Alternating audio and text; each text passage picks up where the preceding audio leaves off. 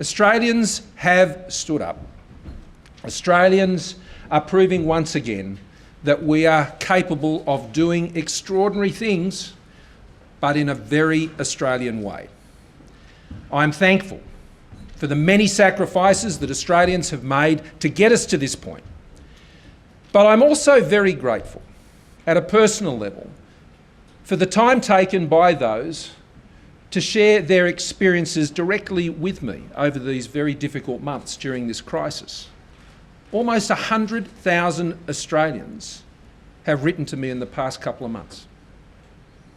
So many have suffered, and they continue to hurt, right here and right now.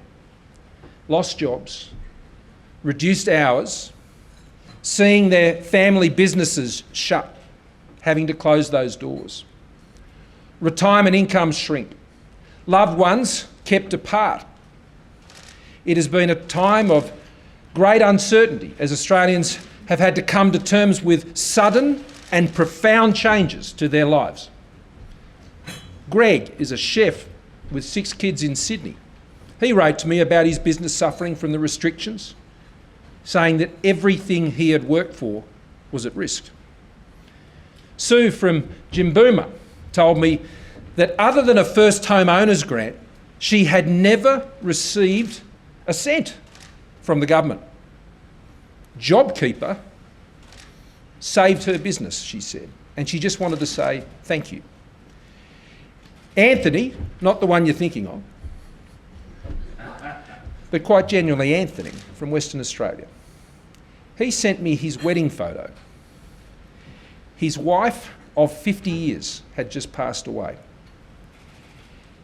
He said his wife was the most caring person you could ever meet, and he was absolutely heartbroken that he couldn't give her the send-off that she deserved. Of all the things, of all the decisions we have taken, that was undoubtedly one of the hardest.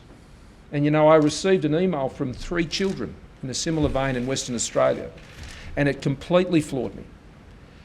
Their father, terminally ill, and they told me they understood their dad's funeral would have to be small. And they wanted me to know that they were okay with that, because they said it will help keep hospitals available for other patients with cancers and diseases. That's incredible. Our people are amazing. And there was Rebecca, a young woman. She's also terminally ill. And she sent me this beautiful handwritten letter, just wanting to let me know that she was praying for me every day. And then there's Ty from Traralgon, and he wrote this: "We just need someone to fire the starter's gun on the economy, someone to say, on your marks, get, set, go." Well, I've got good news for him.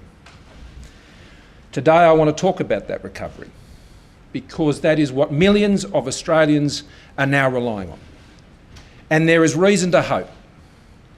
Australia is weathering this storm better than many and better than most. Indeed, together with a handful of nations, we have led the world in this response. Our response has followed a clear plan to save lives and to save livelihoods, with strong and coordinated leadership across all governments, brought together through the innovation of the National Cabinet. Firstly, in that plan, fight the virus, save lives. On the health front, this has meant closing the borders early, imposing strict isolation and quarantine for returning Australians, introducing tough social distancing rules, and reluctantly having to close businesses. We built up our medical stockpiles of masks and medicines.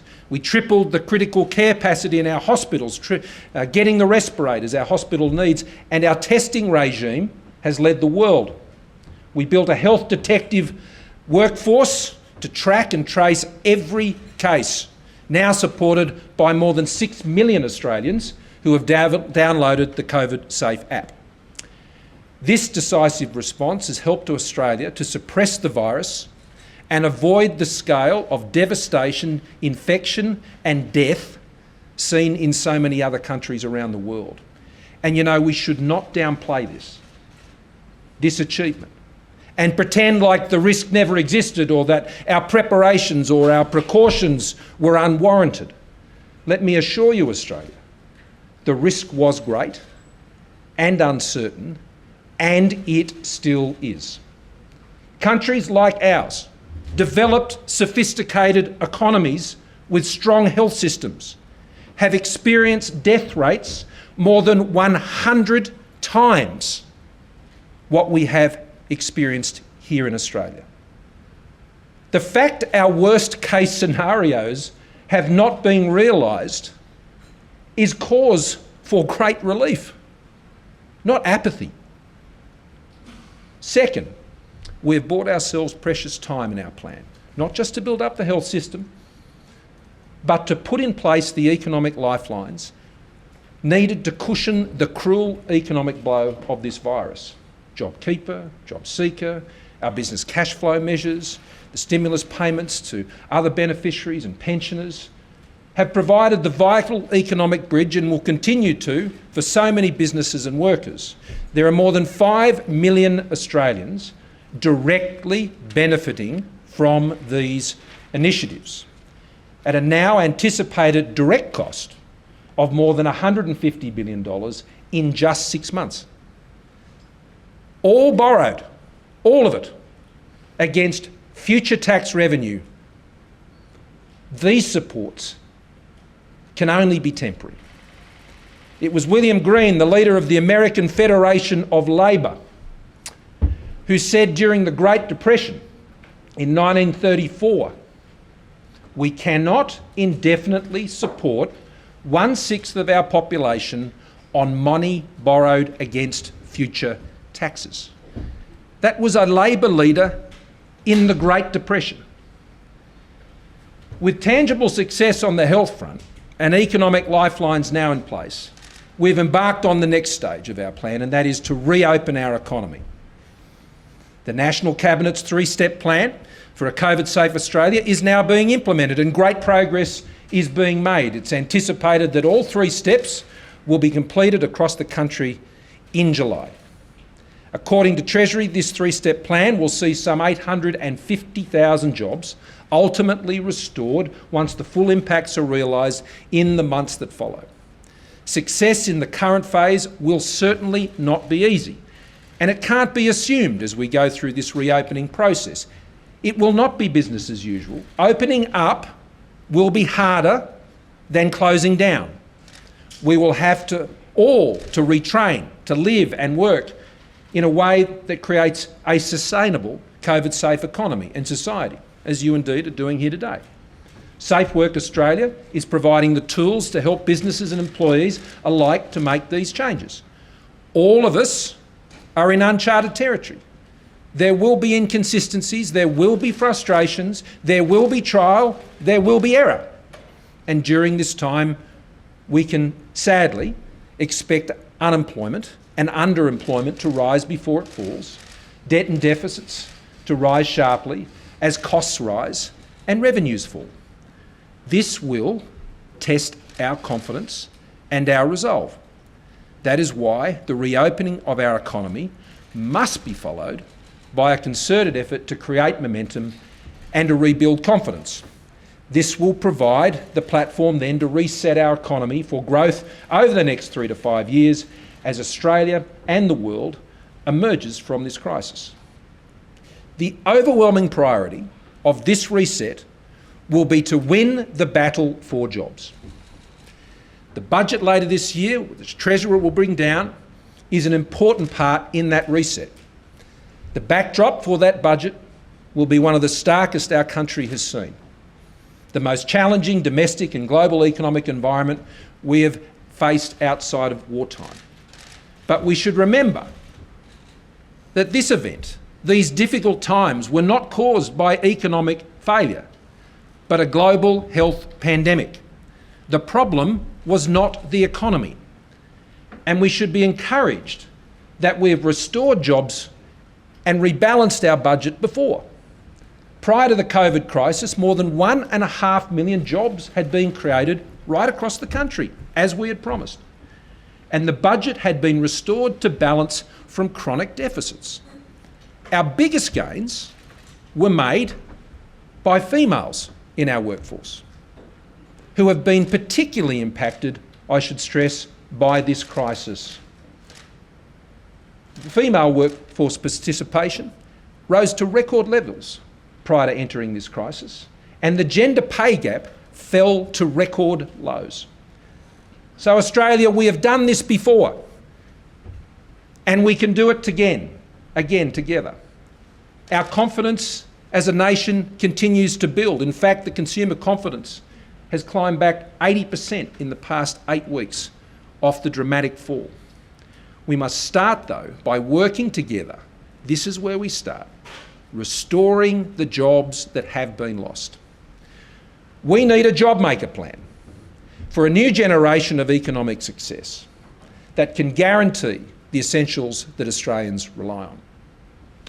As we reset for growth, our job maker plan will be guided by the principles that we as Liberals and Nationals have always believed in, to secure Australia's future and put people first in our economy.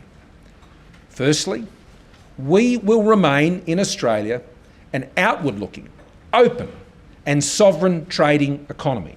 We will not retreat into the downward spiral of protectionism. To the contrary, we will continue to be a part of global supply chains that can deliver the prosperity we rely on to create jobs, support incomes and build businesses. Our economic sovereignty will be achieved by ensuring our industries are highly competitive, resilient and able to succeed in a global market, not by protectionism. While a trading nation, we will never trade away our values or our future for short-term gain. With trade, alliance and other partners, we will work to establish and maintain the balance needed for peace and stability in our region, upon which everyone's prosperity depends. Secondly, is the principle of caring for country, a principle that Indigenous Australians have practiced for tens of thousands of years.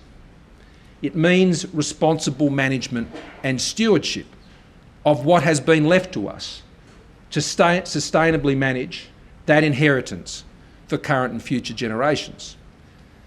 We must not borrow from generations in the future from what we cannot return to them. This is as true for our environmental, cultural and natural resources as it is for our economic and financial ones. Governments therefore must live within their means, so we don't impose impossible debt burdens on future generations.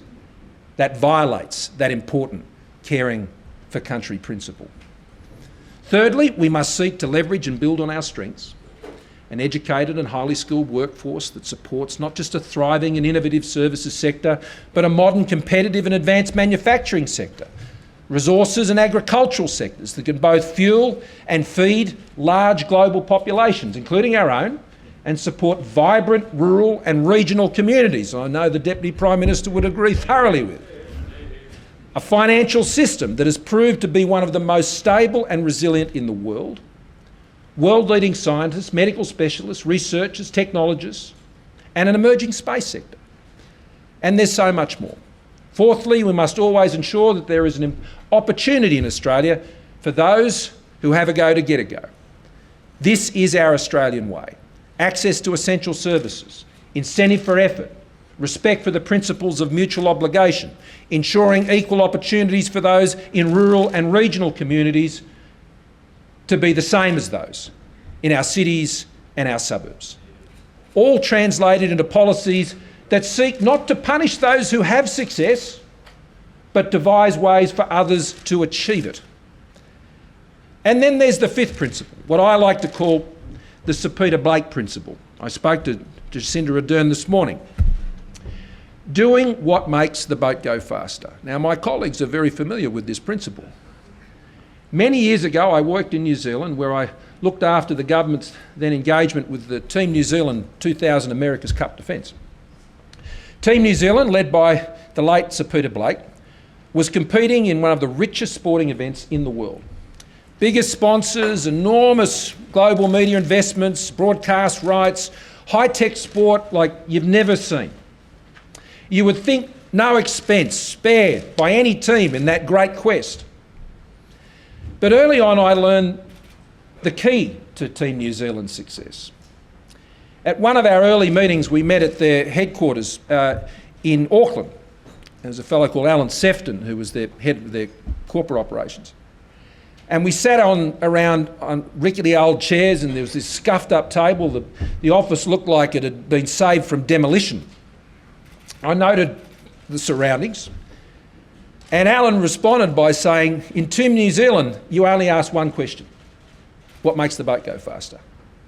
Those chairs weren't going to make any difference, nor their accommodations. And their united and focused effort brought a whole country together, not just the team. And they won.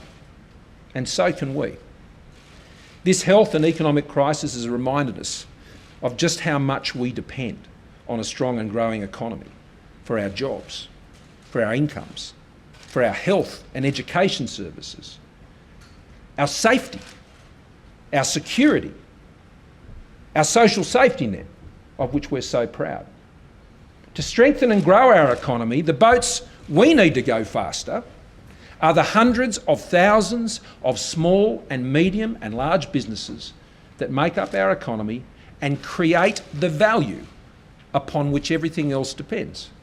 Value created by establishing successful products and services, the ability to be able to sell them at a competitive and profitable price, and into growing and sustainable markets. It's Economics 101. That's what happens in a sustainable and successful job-making market economy. Now, it's true that in the short term, demand stimulus by government can boost your economy. And that is why the Treasurer and I, together with the Cabinet, have supported this as an emergency response. But it must only be temporary. At some point, you've got to get your economy out of ICU. You've got to get it off the medication before it becomes too accustomed to it.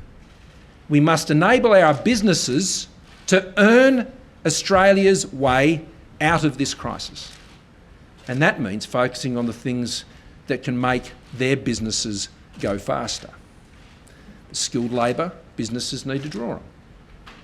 The affordable and reliable energy they need.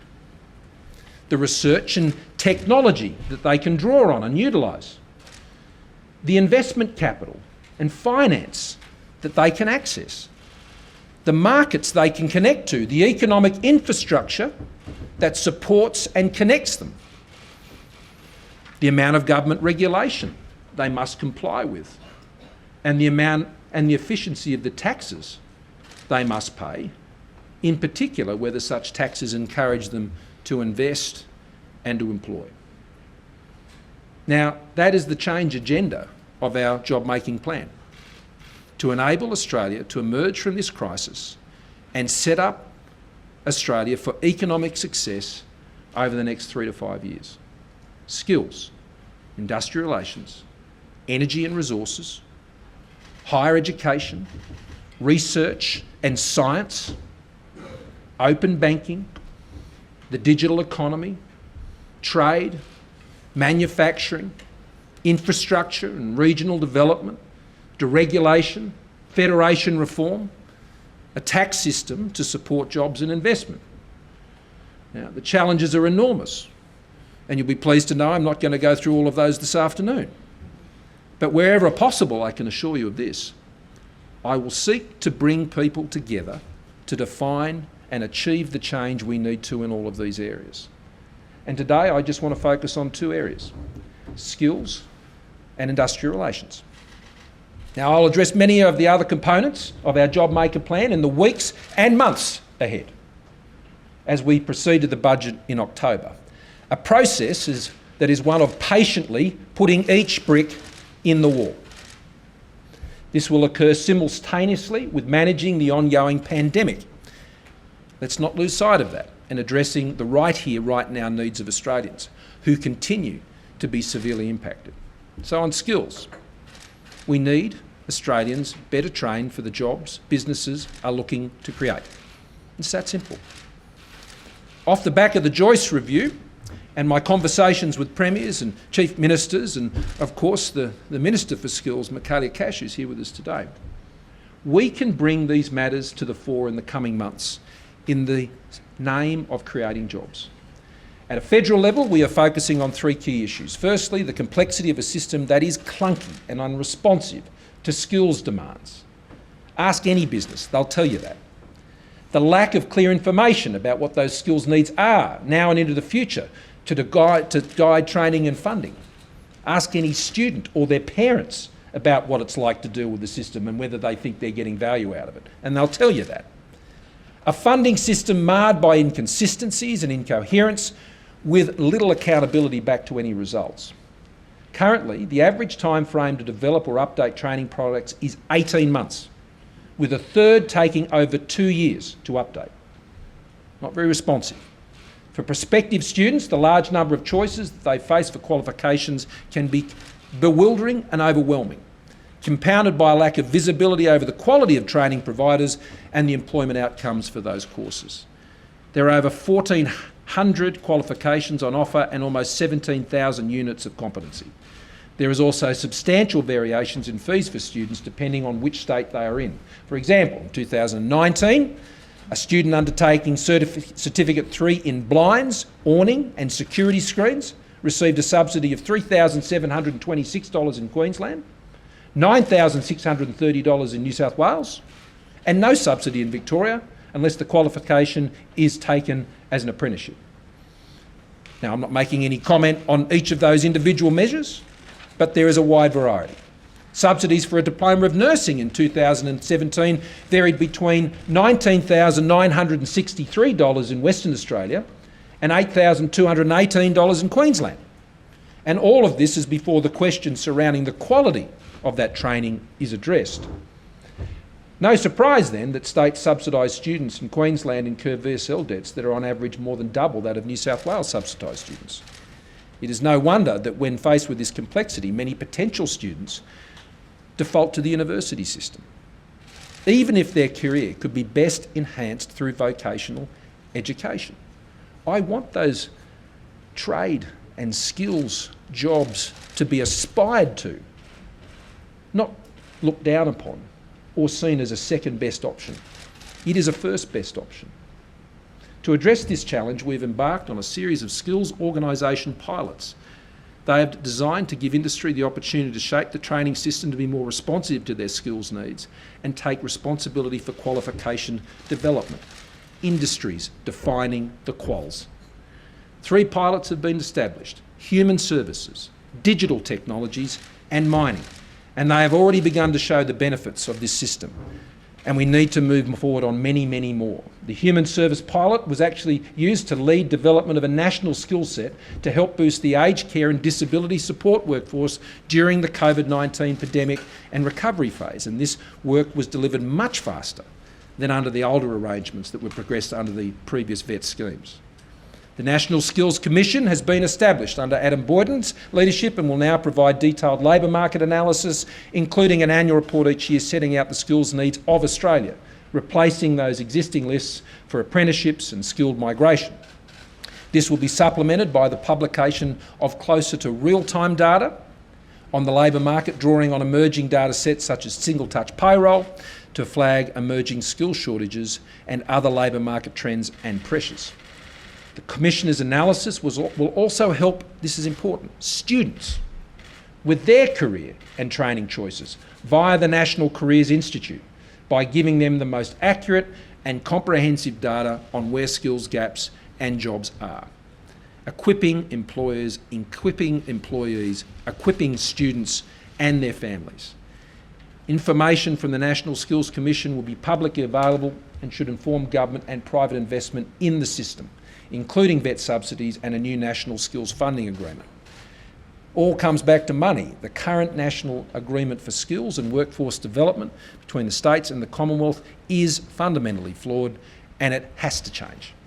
By law, the Commonwealth must hand over to the states and territories $1.5 billion every year in untied funding with no end date and no questions asked.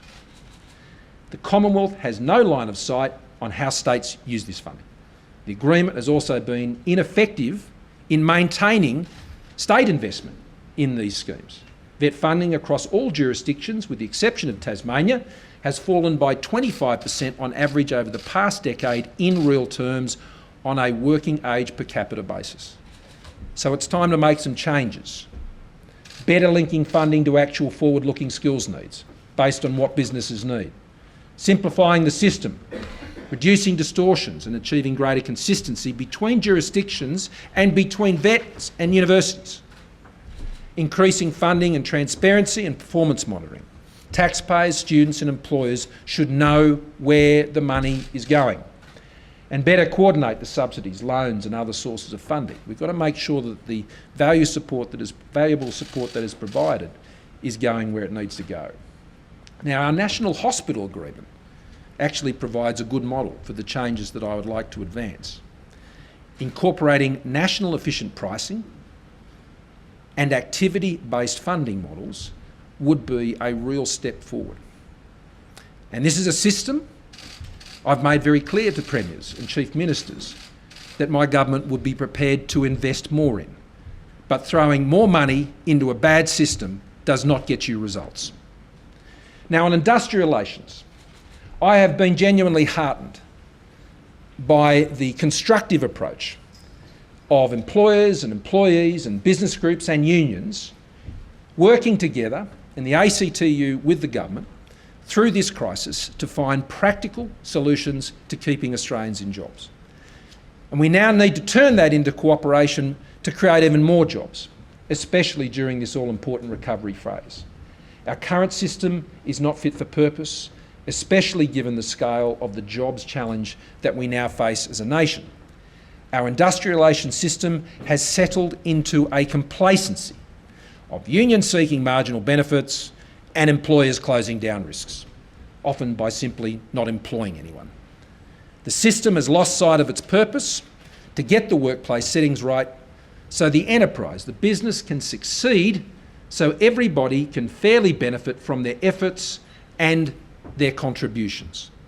It is a system that has to date retreated to tribalism, conflict and ideological posturing. No side of that debate has been immune from those maladies. This will need to change, or more Australians will unnecessarily lose their jobs and more Australians will be kept out of jobs. Now, the first step is to get everyone back in the room, to bring people together. That's our job. And in particular, that's my job. No one side has all the answers, employees or employers, unions or employer organisations. It is not beyond Australians to put aside differences to find cooperative solutions to specific problems, especially at a time like this.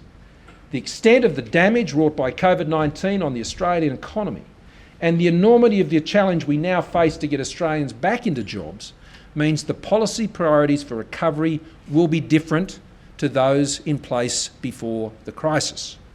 We now have a shared opportunity to fix systemic problems and to realise gains as a matter of urgency to get more people back into work. Now, beginning immediately, the Minister for Industrial Relations, Attorney General, Christian Porter, will lead a new, time-bound, dedicated process bringing employers, industry groups, employee representatives and government to the table to chart a practical reform agenda, a job-making agenda for Australia's industrial relations system. The Minister will chair 5 working groups for discussion, negotiation and hopefully agreement to produce that job maker package in the following areas. Award simplification, what most small and medium-sized businesses deal with in their employees every single day. Enterprise agreement making. We've got to get back to the basics. Casuals and fixed-term employees, made even more prescient by recent changes through the Fair Work Commission. Compliance and enforcement. People should be paid properly.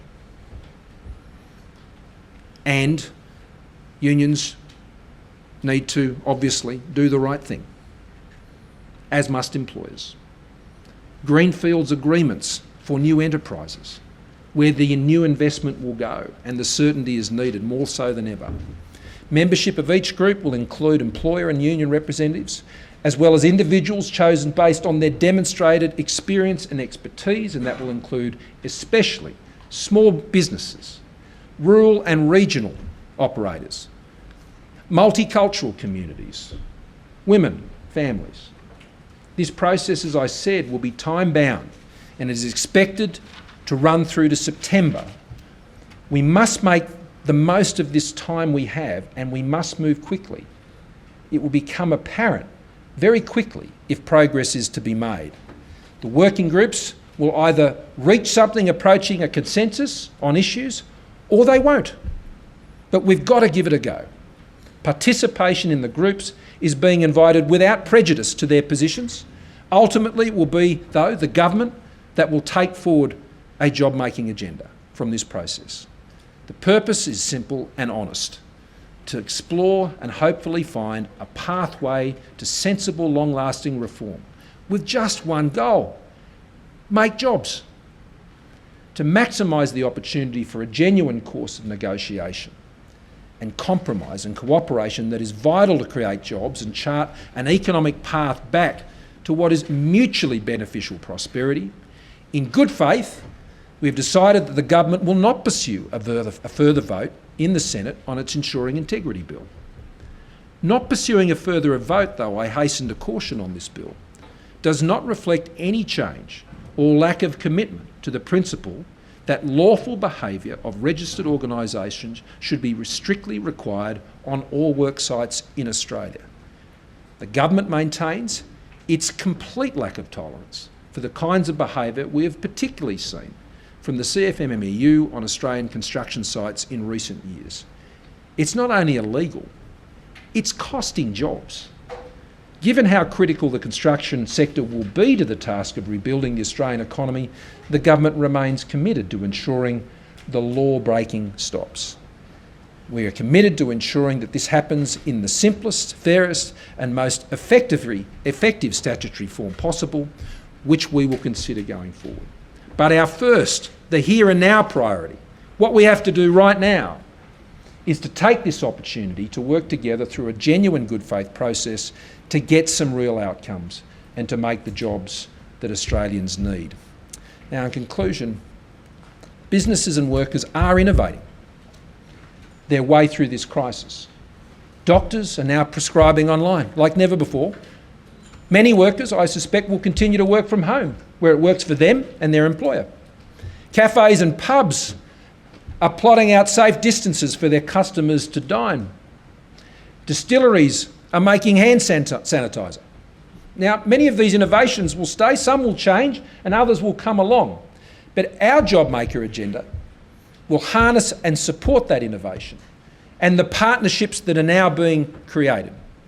We will get Australians back to work. We will restore our nation's finances.